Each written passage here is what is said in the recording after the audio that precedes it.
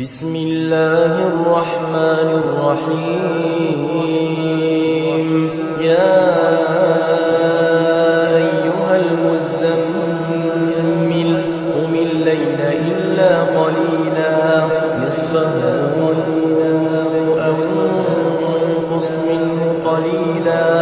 أو زد عليه ورتل القرآن ترتيلا إنا سنلقي عليك قولا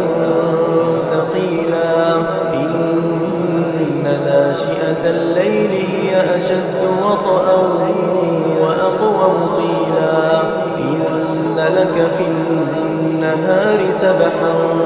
طويلا واذكر اسم ربك وتبتل إليه تبتيلا رب المشرق والمغرب لا إله إلا هو فاتخذه وكيلا واصبر على ما يقولون واهجرهم هجرا جميلا وذرني والمكذبين أولي النعمة ومهلهم قليلا إن لدينا أنكالا وجحيما وطعاما ذا غصة وعذابا أليما يوم ترجف الأرض والجبال وكانت الجبال كثيبا مهيلا إنا أرسلنا إليكم رسولا شاهدا عليكم كما أرسلنا إلى فرعون رسولا فعصى فرعون الرسول فأخذناه أخذا وبيلا فكيف تتقون إن كفرتم يوما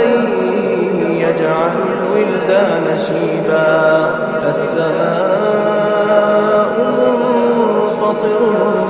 به كان وعده مفعولا إن هذه تذكرة فمن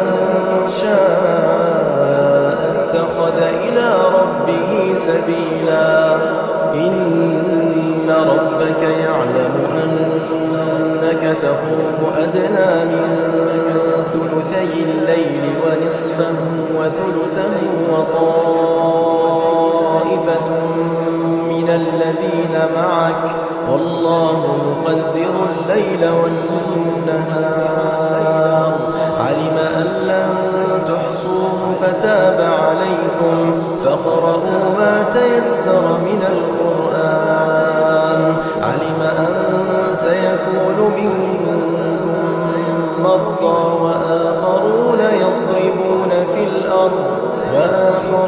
يضربون في الأرض يبتغون من فضل الله وآخرون يقاتلون في سبيل الله فاقرؤوا ما تيسر منه وأقيموا الصلاة وآتوا الزكاة وأقرضوا الله قرضا حسنا وما تقدموا لأنفسكم